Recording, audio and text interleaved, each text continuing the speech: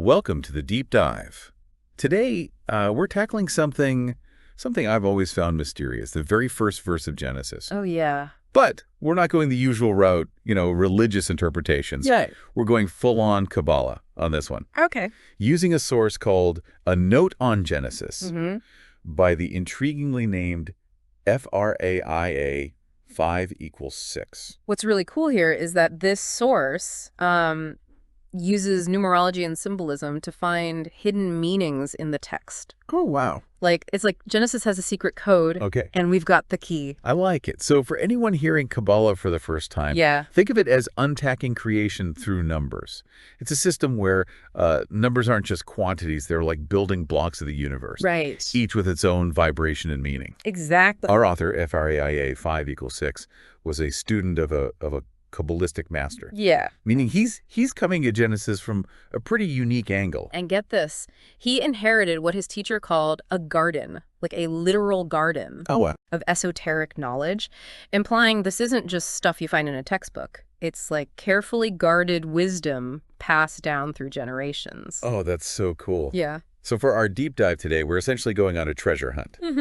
With Fraia 5 equals 6, he's going to break down Genesis 1:1 piece by piece, looking for what's hidden in the numbers, the letters, even the shapes. A core idea you'll see throughout is that the evolution of numbers is like the evolution of the world. Okay. Just as the universe was created, numbers emerged in a specific order, each building upon the last. I'm already hooked. Good. Let's dive into those numbers. Let's do it. The author starts with 0, which seems odd for a creation story. Right. What's up with that? You'd think creation would start with 1, right? Yeah. But 0 is crucial in Kabbalah. It represents the Ein Sof, the unknowable infinite source of everything. Okay. Think of it like a vast empty space containing all the potential for a universe, Yeah. but nothing has formed yet. So not nothingness, but like the potential for everything. Exactly. Okay, then we get to number 1. 1 is like that first burst of light, the All-Father, the pure thought or will to create that emerges from the Ein Sof. Okay. And naturally, number 2 follows. 2 is where things get interesting Okay. because it represents the division into duality, Okay. that primal feminine force. We see this reflected everywhere, light and dark, ebb and flow.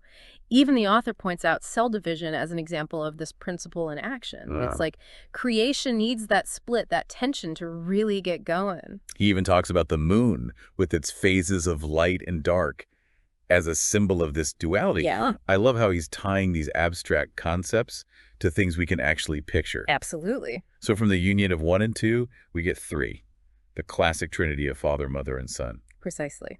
3 represents that creative force that arises from the interaction of the first 2 principles. It's the spark of creation, the beginning of manifestation.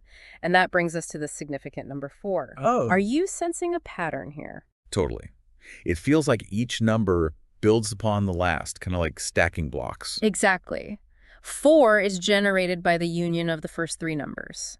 And it represents the physical world, what Kabbalists call asaya. Asaya. Think of it as the point where things become tangible, concrete, where the blueprint becomes a building, so to speak. And this is where those shapes come in, right? Yes, The triangle becomes. the hexagram.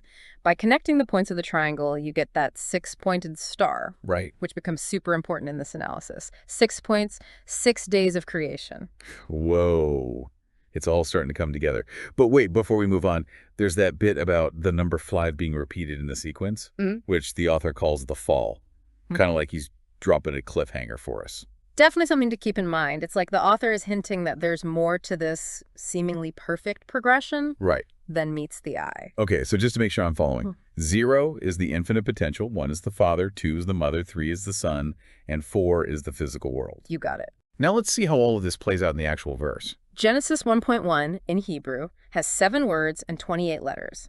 Right away, the author points out that this mirrors the 7 points and the numerological value of the hexagram. Hold on, 28, how does that reduce to 7? Remember, in Kabbalah, you reduce numbers down to a single digit. Right. 2 plus 8 equals 10.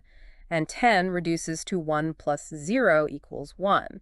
1 being the primal unity, the Father, the beginning. It's like a cosmic echo. Okay, that's pretty wild. So the verse itself is like a miniature hexagram. Exactly. What else is going on in its structure? It's beautifully balanced. Okay. The central word is Aleph Tav, meaning Alpha and Omega, the beginning and the end.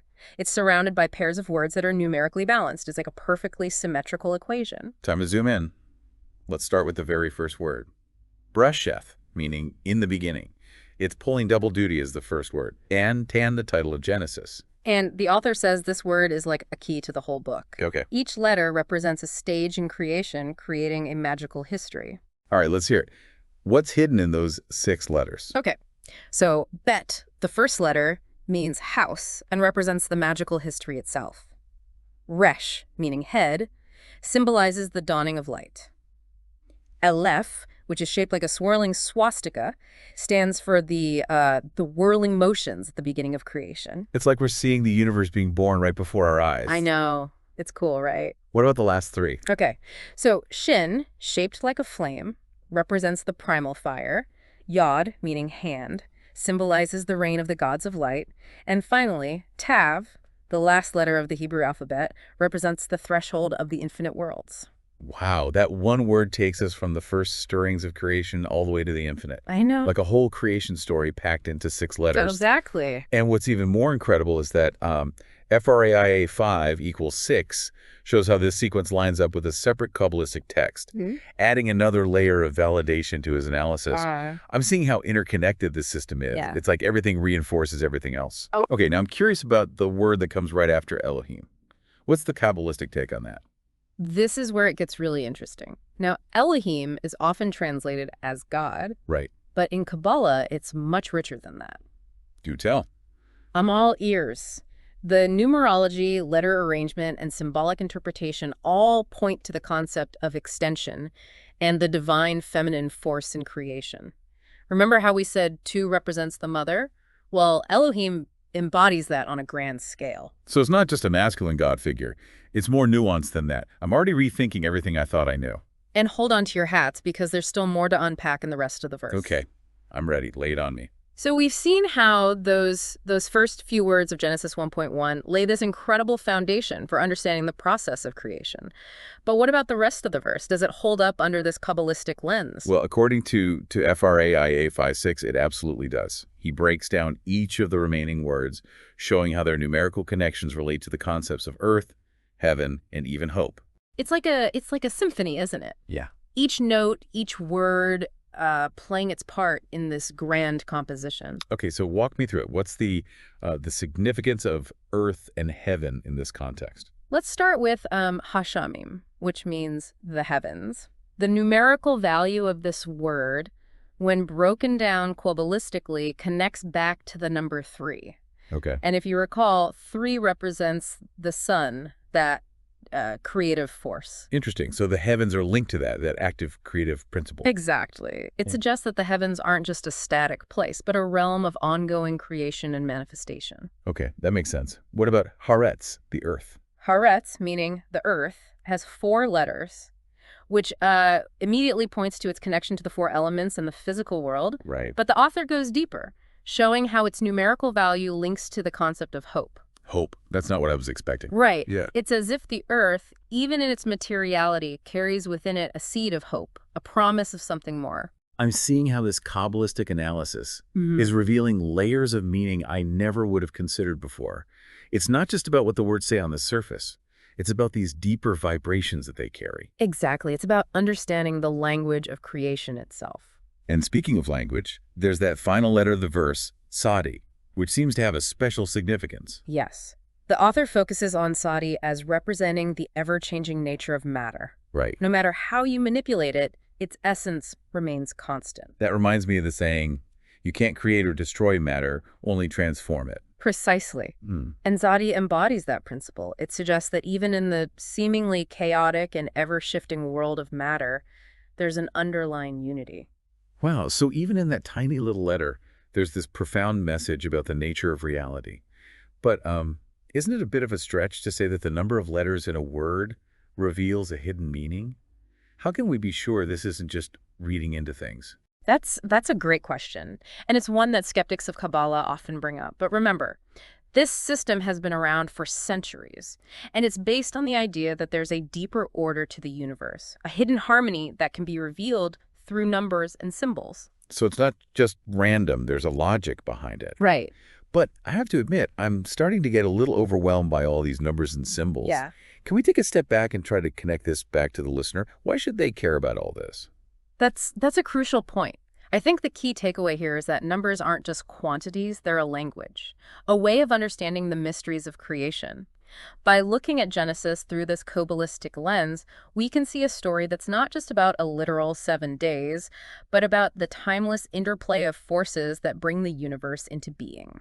So it's less about a historical account and more about understanding the fundamental principles that govern reality. Exactly. It's about seeing the divine hand in everything, the intricate web of connections that weave through all of existence. And that's something I think anyone can appreciate, regardless of their religious beliefs. Yeah. It's about tapping into that sense of wonder and awe at the complexity and beauty of the universe. Absolutely. And it encourages us to look beyond the surface, to search for deeper meaning in everything we encounter.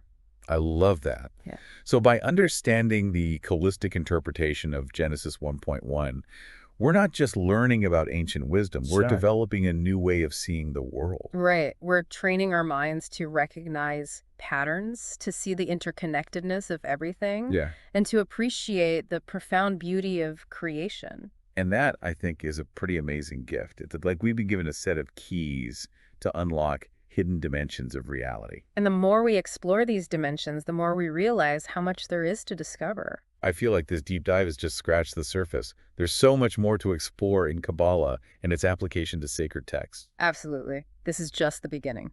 Okay, before we wrap things up, I want to touch on one more point that FRA IA 56 makes in his analysis. He talks about the name Elohim, revealing the divine feminine force in creation. Can you elaborate on that? Sure. It's fascinating how he unpacks the name Elohim. He doesn't just look at it as a singular masculine god figure, which is often the traditional interpretation. Instead, he shows how its numerology, letter arrangement, and symbolic meaning all point to a broader concept. So it's more about a divine partnership, a balance of masculine and feminine energies. Precisely. Remember, Kabbalah is all about understanding the interplay of forces. And in this case, Elohim embodies the concept of extension, which he links to the divine feminine principle. I see. So it's not just about God creating the universe. It's about this divine feminine energy playing an active role in the process of manifestation. Exactly. He even points out the pentagram, the five-pointed star, hidden within the hexagram. Right? The pentagram is traditionally associated with the divine feminine, representing her power and unconquerable will. That's a powerful image. It's like this hidden feminine force is woven into the very fabric of creation.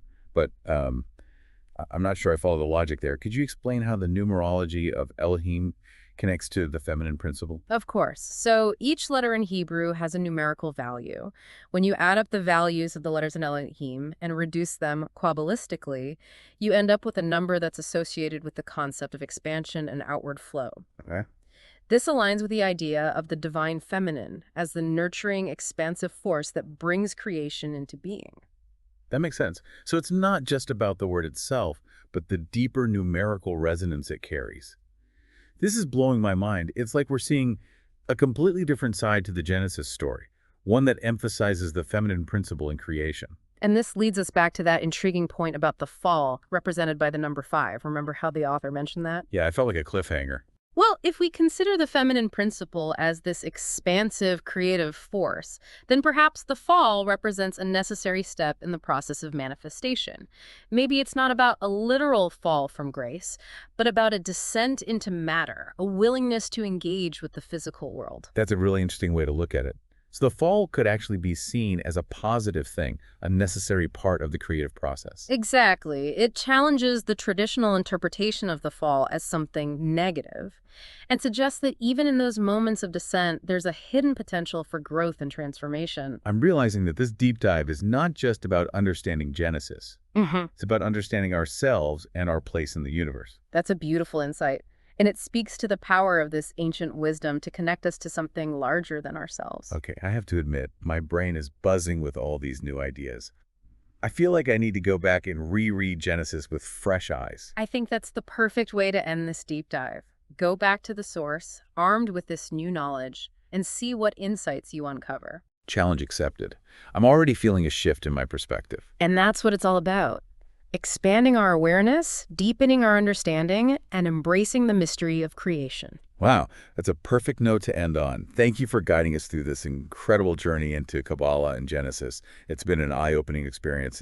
It's remarkable how FRA IA 5.6 manages to tie everything back to those core principles of Kabbalah. Yeah. It's like he's giving us a blueprint for understanding the universe with Genesis as the framework. It's like those matching eye pictures where you have to, stare until you see the hidden image. Right. He's showing us how to see those hidden patterns in the text. And it's not just his interpretation, right? Right. It feels like he's tapping into this universal language, a code embedded in these texts for centuries. Exactly. That's what makes Kabbalah so powerful. It's not about blind faith. It's about using your intuition to connect with a deeper understanding of reality. I'm also struck by how this analysis challenges that traditional view of Genesis as a purely literal account of creation. Right. It's so much more layered and symbolic than that. Right. It's not about a specific timeline or a set of events. Right. It's about the underlying principles, the forces at play, the dance between masculine and feminine energies that brings the universe into being. It's almost like a poetic description of the creative process told through the language of numbers and symbolism. That's a beautiful way to put it. It elevates the story from a historical account to a timeless expression of cosmic truth.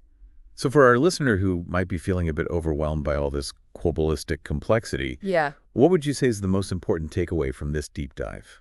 I'd say it's the invitation to look beyond the surface, to question assumptions, and to seek deeper meaning in everything we encounter. Right. Kabbalah gives us a framework for doing that, but even without delving into its intricacies, we can all cultivate a sense of wonder and curiosity about the world around us. That's a great point. It's about opening our minds to new possibilities, recognizing the interconnectedness of everything. Yeah. And realizing that there's always more to learn. Exactly. And if this deep dive has sparked that sense of wonder in even one listener, then I think we've accomplished something special. I have a feeling it's sparked a lot more than that. I hope so. So to leave our listeners with something to ponder, Yes. What's one question that this analysis raises for you?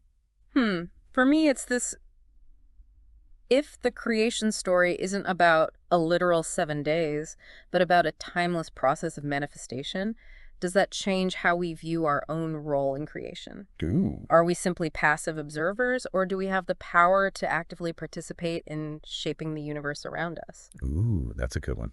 It makes you wonder if we're not just witnesses to creation, but co-creators in a sense. Yeah. That's definitely something I'm going to be thinking about. I think that's the power of exploring these ancient texts through a new lens. They challenge our assumptions, expand our awareness, and invite us to engage with the mysteries of life in a deeper, more meaningful way.